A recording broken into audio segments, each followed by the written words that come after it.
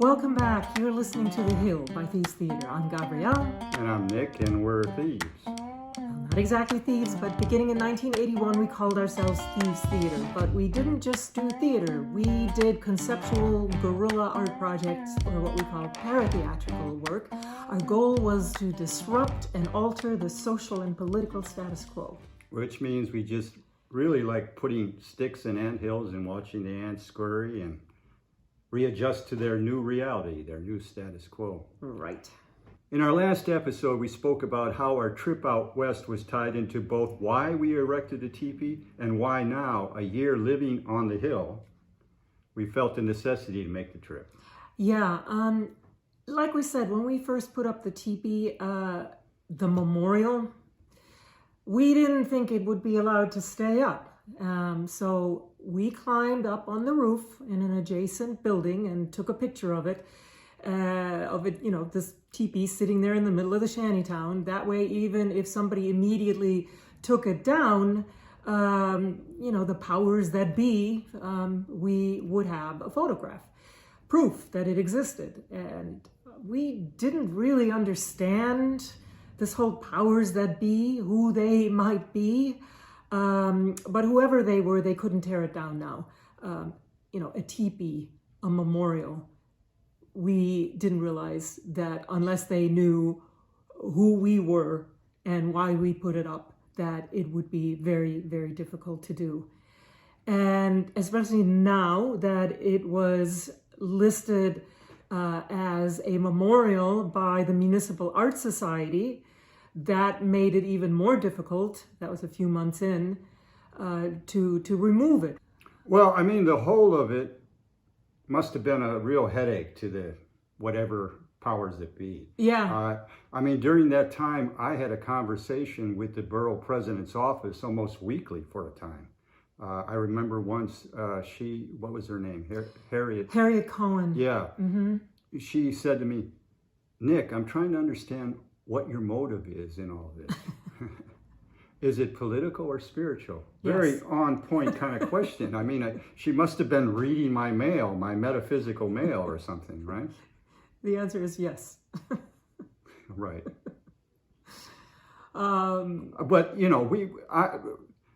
I was lost. We were lost in whatever metaphysical or political quest we were trying to achieve. We never imagined we would be living on the hill. And now with all the changes, all the violence, we wanted to leave. Well, we wanted to leave, but how could we really? If it was truly a memorial that we had erected, then we were responsible for its care. And the further complication was that we also now felt responsible, of course, for our neighbors, our friends, who were actually, at this point, more like family to us. Right.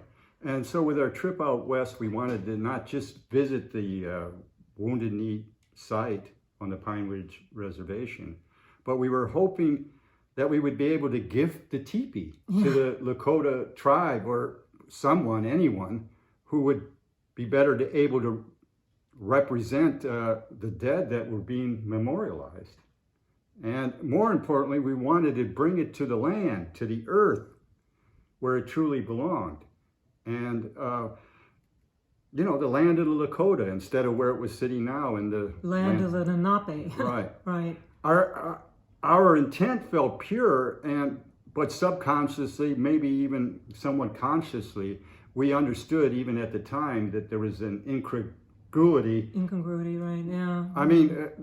Of the whole endeavor. Looking back now, we can see our kind of naivete and the absurdity of the whole thing, but our heart was definitely in the right place. And at this point, we were so invested. You build memorials for both the living and the dead. And the memorial is a marker in this world, but the belief is that it's also a marker in the other world, the next world, right? A communal site where both the living and the dead, the ghosts of the dead, can meet, a place where memories are unburied and brought back to life. That's what a memorial is, right? And, grave sites are kind of personal or family kind of mini memorial at a grave site. And it's the most common marker that we have, at least here in America, between the living and the dead. And if you visit the grave of a mother, a father, a grandmother, a grandfather, you're actually literally also visiting your DNA. Amazingly, human DNA has been recovered from a Neanderthal fossil 70,000 years ago. I mean, that's a record, but typically there is DNA recoverable from the human body, the skeleton, 150 years after death and longer. So at a gravesite of a relative, you are standing there with your shared DNA. I was surprised when I first went to your hometown in Germany. Yeah, I was about to say. And how different the grave sites were treated, or, from where they are in America. Right? Well, yeah. First of all, the Germans don't embalm and entomb because there's simply not the land mass for it. You, in Germany, buy your grave for 25 years. From the church, right? From the church. Yeah. Yeah. And no, from the municipality, because not everybody... Right. It's the municipality. I'm trying to remember who I wrote the check to. Yeah, I know, but the gravesite, the graveyard was, I know, at the church. Yeah. My grandparents' gravesite is at the Catholic Church, even though my grandmother was Protestant, but Lutheran. But she, so I still buy that grave when it expires every 25 years. Because I want to be able to visit my grandparents, who were more, in many ways, like my parents to me. But if I didn't, the bones would be dug up, and the next person would be buried. Are they dug up, or are they put on top? You don't know, probably. As I recall, they're dug up. And they're put where? I don't know. I don't remember, but I remember. Okay, let me not say that. I don't think they go on top, though, because bones take a lot longer to decompose. So, I'm not sure. I know that you pay somebody to take care of the gravesite. Yes, because that's the other thing. Graves in Germany are just mini gardens. Unless you spend the money to put... What a lot of people do if they can't be there to take care of it is they spend tons of money on a granite or marble plate to put up on top. A lot of Germans get very upset at this whole cult of graveyard thing, because everybody goes there and comments on everybody else's grave, how it's not well taken care of or whatever. They don't go there and talk to their grandmother or grandfather? Of course they do. Okay. Of course they do. That's I guess the real purpose of it. Yeah, but the point is that, I visit my grandparents, and after me, I have no children. And even if I did, I'm sure they wouldn't buy my grandparents' graves because they wouldn't have any connection to them. So sooner or later, it just goes back to the state and they bury somebody new in the spot. No connection with them, but, along with the DNA that is inherited, which causes, doctors ask you about that because they want to see if there's any disease or even mental illnesses that you might inherit, right? Mm-hmm. But more significantly, I think, is we always carry our own kind of memorial site in us. Meaning what? Well, this is no longer kind of Jungian theory or something like that, but they've proven scientifically, researched and proven, that there's deep segments of the unconscious mind, parts of the mind that are genetically inherited, parts of your unconscious mind that were shaped not by your personal experience, but by the experience of your ancestors. So not just your memories, but the memories of your ancestors but wait are a second, part of your mind your or unconscious. Your brain? Well, it's both because, they've proven it with studies with like crows. We've studied the crows. Yes. Where a crow will recognizes faces of humans and know good human from a bad human from their face. And that recognition is passed on to their children, their baby birds, right, without them teaching. Teaching. Yeah. They just have it. They did the same thing with mice. So mice will be conditioned to a certain smell that they don't like, or a smell that's associated with something bad. And the mice born will know that that smell is associated with something they should fear, without, any teaching. So fascinating.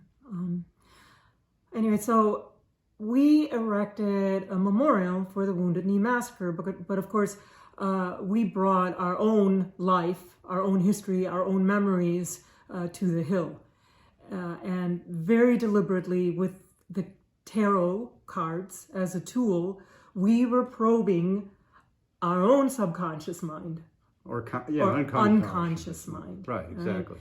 And of course, we brought Thieves Theater and our para-theatrical project, our project Beyond Theater, that we variously named the Living Museum of the Nomad Monad, Thieves Theater's Last Stand. So it was really our own very personal museum as well, and our own personal memorial. Well, especially for you, but and actually Thieves Theater's Last Stand, right?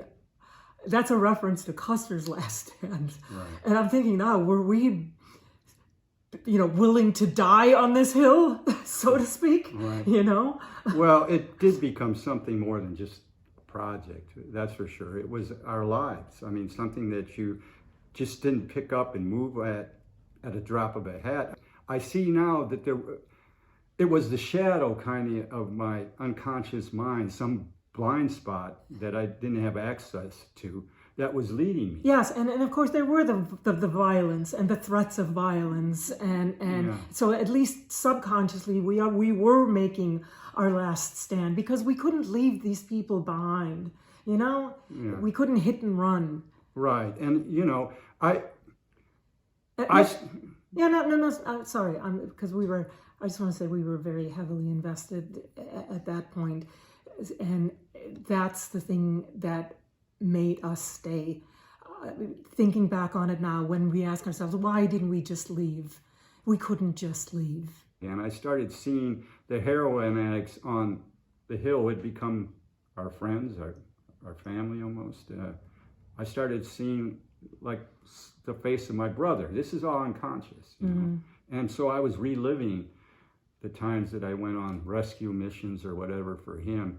I said in the last episode how I was able to postpone acting out on my convictions and play normal for a while in order to get out of the psych ward, because I promised myself that one day I would find a larger stage, and now, a larger audience where I can enact my martyrdom, my sacrifice. And the hill was now this largest stage in my head. Right, because 80-some thousand vehicles cross that bridge every day, and then all the press that we got, right, and all of the attention. Yeah, so here was the big stage, right. I would not I wouldn't compromise. But this is still an unconscious kind of thing that's going on. Just finding out these things, 30 years later, going through this podcast, what was going on with me, right? Yeah. I don't remember exactly when I started wearing the ghost shirt, but it was during this time, the time when those times on the hill when I knew I had to face some kind of danger or some kind of thing that was coming at me from an individual or even a gang, when I felt that it might be my last stand. Right. Okay, so his ghost shirt, you had kept a piece of clothing, piece of clothing from your brother Steve, and that's what you mean by your ghost shirt, right? Yeah. It became part of a ritual. This shirt, I would put on the ghost shirt and dance in the playground park near the hill, where whenever I needed to find the courage to face something, right? Yeah, that's right. It was called. It was not called. We called it. Yeah. But we've been calling it that forever. So, Tortuga Park, because it had a monkey bar structure that resembled a turtle, and on top of it was the bars formed a pentagon. Yeah, it was a public park. It wasn't really used as a playground, but my dance was always observed by a few Chinatown passerbys. I would probably just look like some other mentally ill Of person course. that was all over the streets This at is that the time. early 90s. Yeah, there were. Nobody paid much attention Yeah. to weirdos. But I had imagined my dance to be gifted to me by one of the squirrels in the park, right? There were a lot of squirrels. And as a high school freshman, my nickname was Squirrel, right? It was a mocking name. I didn't like it much then, but now I was embracing it, living with the squirrels. And so in my mind, it was the squirrel, big squirrel I called him, who taught me the movements and chants of my ritual dance around that Tortuga structure. Okay. It's gonna hurt people's ears. It's enough. Anyway, a squirrel still figures prominently in Nick's life. He talks to them like that in our backyard all the time, and believe it or not, they talk back and they listen. He has little conversations with squirrels all the time. Yeah, and they do the ritual dance that I once did too. They're funny guys. When we started preparing, building the teepee, the memorial, while Gabriele was sewing the teepee, I opened canvas bags and started painting them, not in illustration or interpretation of the tarot deck as you would do, but under the influence I had researching the ghost dance religion. So, kind of ritualistic kind of painting. When I was alone in the warehouse, I would dance and paint sort of a prelude of sorts of the big squirrel dance I later would do. But I didn't wear the ghost shirt yet at that time. But I remember I took that beautiful white sweater of yours that you had. My hard work. Yeah, that you had knitted it for me a couple years before, and it had, I didn't ruin it. I enhanced it. I mean, you had already. You did. I put painting power in it, and you had already endowed it with some symbols already. Yes, I knitted what was essentially the Chrysler symbol right into the sweater. So if you don't recall the Chrysler symbol, it's a pentagram inside a pentagon. And I just knitted that right into it. And then you started painting it. And I think it all kind of came about because you were studying Yeats, right? Well, it was when symbolism. No, it was when I was doing that, but the concrete poetry I was writing. I remember I was sitting up on the 23rd floor of University Tower where I was taking my graduate. University of Illinois, Chicago, which is where we met. Yeah. Right. And they were doing work below on the chapel. And I looked down at the window while I was studying the pentagram. And of course, this was all part of architecture back in the day, in the Middle Ages. And there it was. The floor of the chapel was exposed, and there was the Pentagon. Of course it was. Well, yeah, it's architecture, but I felt I was initiated at that time. Exactly, and you even invested in Chrysler stock back in 1979 when it was on the verge of bankruptcy, but then the government swooped in and bailed it out. It was a big deal back then. And you didn't have not a huge amount of money invested. No, but you made a really good return on it, especially given that you didn't, it's not like you were studying the market and what was going on with Chrysler. It was strictly a metaphysical investment for you because it was a pentagram. Yeah, my brother Steve had left me $30,000. He had a life insurance policy that he made from his job that he had made me the beneficiary of. And of course, yeah, it was a lot of money back then for me. I think everybody in my family, and I think I split it up. I gave a third of it in three. I gave a third of it to his girlfriend, his wife and family. They had a couple kids, and then I gave another third to my Aunt Mary, who had been sort of my spiritual support during the Jesus days. And I remember my mother was upset that I didn't give her a third. Why didn't you? Your Well, poor mom. no, my mother was all right. My father had died. She had gotten a good settlement from whatever power, whoever was responsible. My younger brothers got For the car accident, you mean? yeah, That he died in? yeah, because it was negligence on the part of the other person, and my brothers were all going to get some money when they turned 18. So I didn't feel to put the money there, and I invested the 10,000 that was left in the bankrupt Chrysler Corporation. Just before the government bailed them out, so it was at its lowest point. Yes. And then, again, just not some shrewd financial kind of insight, but only because of the logo that exactly. I felt, Yes. Well, you were clearly onto something. Right. You were tapping into something. And then, of course, the pentagram, I should say, also became the Thieves Theater logo.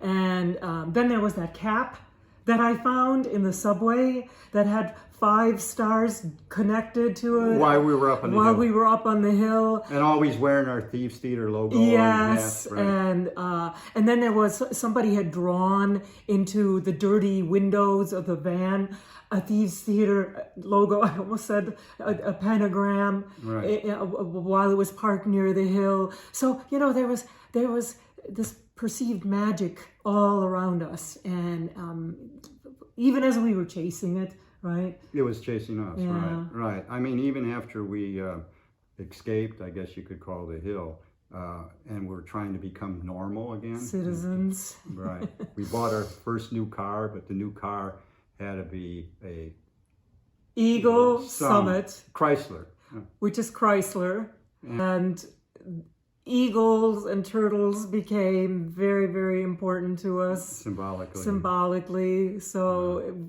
we didn't do a bunch of research on cars or stocks or anything. Right. And by this time on, I hadn't completely abandoned my Christian religion, but it was no longer the toxic element that it once was when I had my breakdown 20 years earlier. And through my writing, in fact, I had framed and controlled it in a kind of ironic pose. My opus, my life writing opus, was called An Autobiography of Jesus Christ. Yes, and it was also your thesis for your MA. Right. And so it was kind of an arm's length enactment, a kind of literary rendering of a imitation of Christ. Yes, I remember how relieved I was when I figured out that it was an autobiography of Jesus Christ, not the autobiography. Right. That just made all the difference for me in trying to figure out if you were nuts or not, right? Yeah. And, I had a quote that it was an Oscar Wilde quote, right? That I found and repeated very often, which is that that all of Western literature is essentially, you have to categorize it as what is or what isn't an imitation of Christ. So I use that you talked about that a lot back then, in my research of Wounded Knee, I discovered the Paiute dreamer Wovoka, who started it, right? And I found a kinship there because he had essentially taken Christian doctrine and folded it into his own Native American beliefs, right? Mm-hmm. And so there was a ghost dance in 1869 around the dreamer prophet Wadziwab. And it spread for a couple of years to California and Oregon, and then it kind of died out, or it was transmuted into cults. But then the second ghost dance was derived from Wovoka. His father, Tavibo, had assisted Wadziwab. Right. And there's something interesting in the names here, too. I mean, Wadziwab, the earlier prophet, his name translates as gray hair or white hair. So likely because he was a tribe elder. Yeah, and had gray hair. But that name, Wadziwab, then became the name of anybody who was then a prophet or a, shaman or something. They took on that name. So Wovoka's father name was Tavibo. yeah, his real name was Numo Tibo. yeah, something like that. But Tavivo was what he was called because that translates as white man or Northern Paiute white man. Because he always just wore white man clothes. Okay. Everything was transitioning there in interaction with the whites. And Wovoka was also known as Jack Wilson because he had been adopted by a white family when he was 13 years old. Right. Did his father die or something? Well, you looked into that. Why was he adopted at 13 by a white man? Yeah, I'm not sure. The history on that is a little cloudy. Okay, it doesn't matter. Well, I mean, no. Some say that he died, and that's why Wovoka, whose name actually translates as woodcutter, which was the job that he had, once he was adopted. Yeah. All the way to his 20s when he started, changing into the prophet. Right. Yeah. But I'd like to tell a kind of personal story about Indian names here and the tradition of naming, which something that will always stick with me. The first Native American I met, and I became friends with, was around 50 years ago. When I had gotten out of the Army, I decided I was going to hitchhike. That's impossible. You're only 40 years old, Nick. Yeah. But no. But I got out of the Army and I was going to hitchhike across the country, out west. And so I left my hometown in Illinois, which is my Army duffel bag. Yeah, duffel bag. And I just started hitchhiking. I probably said anybody who picked me up, I'm going as far west as you're going, right? I didn't have a real destination. Back then you could hitchhike all the time. It was like everybody was hitchhiking, right? Yeah, that was then, this is now, right? Anyway. And then where did you end up? Yeah, okay. You're going to tell the story or am I? I ended up at the corner of Winslow, Arizona. Standing on the corner of Winslow, Arizona. Such a fine sight to see. No, I wasn't a fine sight. In fact, it's, some Apache teenagers picked me up. I was 20 at the time. I think they were around my age, so they were teenagers or young men like I was, right? And they asked me if I wanted to go swimming with them at a swimming hole. I said, yeah, sure. I mean, So we went to the swimming hole. It was also a campsite, and at that campsite, I actually camped there with one of them for a week. His name was Bill Dixon, right? And on the days that we weren't at the campsite, we'd spend our time in a couple different restaurants. Bill made his money by drawing portraits of people in his large sketchbook. In the time it took like a tourist family to sit down and eat, he had drawn a portrait of one or two of them, right? And as they were walking out to their car, leaving, Bill would catch them out in the parking lot, right? And gift them their portraits, And I'd watch the pantomime of what was going on from inside the restaurant, and I could tell I could predict how much money by how many handshakes or smiles or whatever was going on, and I knew if there was a lot of that it'd be a good paycheck. So, one night at the campfire, Bill told me his Apache name, and the name that was used at his home by his family and his community, his people, right?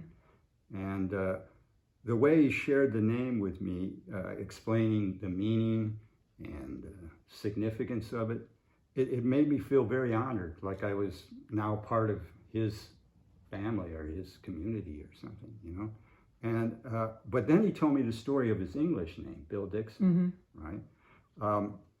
It came from when his grandfather was a young boy, and the government, whose goal was to assimilate the natives into the larger culture, right, had forced all the Apache kids to go to a school. And so the children were instructed at that time to, get rid of their native name and choose a first and last name. Christian, no, just the name, English name, right? Well, it would have been Christian, I guess. Bill's grandfather found his surname, sitting right on the desk there his school desk that he was on. And Bill finished the story of this name by very dramatically holding up his portrait sketching tool, the thing he used to do all his portraits in, which was, a yellow Dixon pencil. Yes. I don't know what the case is these days, but there was a time when every pencil was a Dixon pencil, wasn't it? I remember being in school, like all the pencils seemed to be Dixon pencils. Yeah, well, back then too, I think I looked it up and, sort of wanted to know more about it. And the Dixon was eventually, name was changed to Ticonderoga. What is the state? The city up there, because that's where the graphite was found, that Dixon, the name of the guy who invented, he bought the pencil company from a German one, an old German one. But he had found the graphite that then became the lead or whatever inside the pencil. Right. So, so it's funny that Bill Dixon was an artist drawing with a Dixon pencil, his grandfather's heritage, basically. His grandfather's forced name. Yeah. And I guess the practice even of sketching is kind of more, not sketching portrait is not a native thing. Yeah, they wouldn't, but something that he now felt was his job. Right. So anyway, back to Wovoka. When he was 13 years old, he was adopted by a devout Presbyterian family. So he was immersed in daily Bible studies, and he was also later on influenced by the Mormons and by an Indian Shaker church that had emerged in the 1880s. And then one day during a solar eclipse on January 1st, 1889, he had a vision of dying. And actually, he went into a coma. I think they said that it was probably scarlet fever, and he did go into a kind of coma for 3 days. Okay, but he was speaking with God in heaven, and being commanded by God to teach this new dance far and wide. And the ghost dance, if done properly, promised to hasten the reunion of the dead with the living, and would bring peace to the tribes, and the buffalo would come back, and western expansion would be halted, and the whites would disappear, and on and on and on. So basically, it would restore life to how it used to be. That was the promise of this ghost dance. And then Native Americans from a lot of different tribes traveled to learn from Wovoka to Nevada. And then by that time he had a self-inflicted stigmata on his hand and feet, and that encouraged even more belief that he was this new Messiah, Jesus Christ returned, that was going to save Native Americans. So it was this mishmash of old beliefs and Christian doctrine, right? And so this ghost dance, it spread from the east on the Missouri River up north to the Canada border, to the Sierra Nevadas, where it sort of began, all the way down south into northern Texas. Mm-hmm. And many of the Lakota tribe adopted it. But by then, Wovoka's message had become, which was essentially that of Jesus' message of peace and love, had been transformed by many into a more militant. Just a more militant form, yeah. And that's what then also led up to the massacre, because it heightened tensions, and the ghost shirts became part of this dance, this ghost dance. They were said to be able to repel bullets, for example, right? And through their spiritual power. And it was unclear whether this, how this belief originated. Some scholars said that in 1890, Lakota Chief Kicking Bear introduced the concept to his people. But an anthropologist named James Mooney argued that the most likely source, and this makes sense to me too, that the most likely source was the Mormon temple garment, which Mormons believe protect the wearer from evil spirits. And this belief that the ghost shirt made you impervious to bullets was part of the tragedy that led up to the Wounded Knee Massacre. Those ghost dance warriors all entered battle into this massacre, believing that they were protected against bullets. Yeah, so we had researched all this while we were on the Hill. Well, even tragic. Before we had even put up the tipi, we were researching this. But then for our trip, we began that on December 6th. Which is St. Nicholas Day. Any Germans out there will know that. St. Nicholas Day. Okay. More symbolism. Yeah, right. We left from the Hill for our 3-week road trip to explore all this in person. The land especially. And our very first stop was at Wounded Knee on the Pine Ridge Reservation. Yes, and when we got there, we were really surprised at how, first of all, sparsely populated it was, and this vast, barren, craggy stretch of land, right? Towns and street names weren't marked, and there'd be like clusters of houses with miles and miles in between, except for the town of Pine Ridge itself, which is where residents must have gone for food and supplies and so forth, because otherwise we didn't really see any stores there. No, and we asked people walking along the road for directions. There were always people walking along the road, right? And knowing that somebody would pick them up. They just started walking, and eventually they figured a car would come, and that's how they did it. So we asked for Wounded Knee, but they wanted to know who we wanted to see. Yeah. And we said Leola One Feather, and they gave us directions to her house. We had the impression that everybody knew each other. Right? Yeah. But before going to meet Leola, we stopped at the Wounded Knee Memorial site. It was barely off the road next to a brook, and there was a modest, neglected little cemetery there. Although there was signage giving brief history of the massacre, it was not really a historical site the way you think of it. It just really looked more to me. It felt like the whole thing was just, in fact, that's a general impression that I got. It was the first time that I realized this was not that long ago. It was not ancient history for the Lakota, right? So it was still unreconciled and not like historic or symbolic or something. Right. And John and Annie, the filmmaker and actress who had worked with us on making the play and now making the film on the Hill, had been there a few weeks before us, and they met Leola first. In fact, they got married out there. Yeah, in the Badlands. Right. With the native officiant, right? Right, exactly. And when we got to Leola's place, it was like a little subdivision. And we were struck sort of with the similarities to the Hill. Not that there were huts, there were houses, but for instance, some Native Americans from Atlanta had brought some clothes up to donate.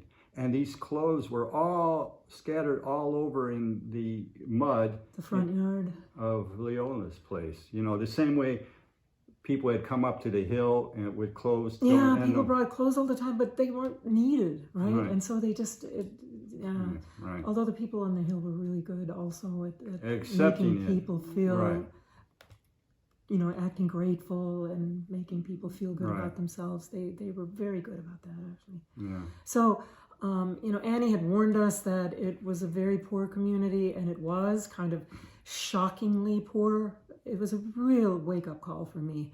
But mostly what I took away from it, that there was still very little interest in personal possessions and stuff, and this sort of white man's way of living. It was not organic to them by a long stretch, the sort of middle-class version of homes and lifestyle that they were supposed to assimilate to. Right.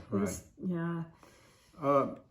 Leola had visitors when we arrived. Some sort of research or documentary was being done, and she is the resident Lakota and Wounded Knee expert. Everybody sends you to her. And she is a fountain of information about Lakota history and culture. She has 8 kids when we arrived. She had 8 kids. And both her and her husband, I guess they look to be in their late 30s. Yes, very handsome people. Yeah, I remember how stunning he looked riding up on horseback, right? Yes.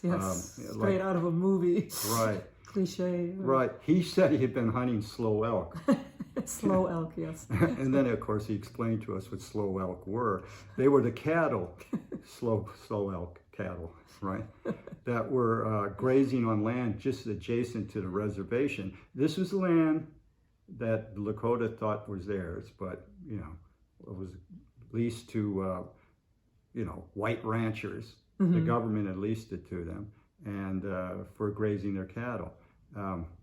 Well, we stayed and listened to their stories, you know, till sundown, and then we took back off on our trip. Yes. Which was west still, right? Yeah. And then we drove all the way to Reno, not on the wrong side of the road. That's a Tom Waits song. Right. Tom Waits is a good road trip. Yes. Listen, you know, what's the other one? You know, the old 59. Yeah. The parade, right? And I lead the parade. Right. Yeah, he's one of our go-tos, especially on road trips, right? So in Reno, we did a lot of research. Again, we went to the Nevada Historical Society library there to research Wovoka, Jack Wilson, the Ghost Dance Messiah. He came from that region. And we went to Pyramid Lake and Walker Lake and the surrounding area where Wovoka spent his life, basically. Right, and we also met Annie and John out there. Yes. And there we got to listen to an audio tape that they had recorded while they were filming Leola. And her stories, her thoughts, and her songs. Yeah, they were so inspiring, right? Now that we had met her. Right. Yeah. All right, so next episode, we'll talk about the rest of our trip, including one of the most amazing discoveries that we made. We went back to Pine Ridge. We went back into the Black Hills. But another discovery was another memorial, right? Which was the Crazy Horse Memorial. Right. And you got to remember, back then, there was no Google, no GPS, right? And we just happened upon this, not knowing beforehand that it existed. And we found some connection there with both the memorial and with who were putting it up. It's people, pretty amazing. It's kind of an amazing story. That's it? You got anything else? No. All right, so as always, feel free to write us on any topic. Podcast is at thievestheater.org. We'd love to hear from you. Thanks for listening to The Hill by Thieves Theater. If you like what you hear, don't forget to like, subscribe, and hit that bell so you know when our next episode is coming out. And check out our website at thievestheater.org, or follow us on Instagram and Facebook at Tipi on the Hill. That's TIPI on the Hill. Thanks for listening. Thank you.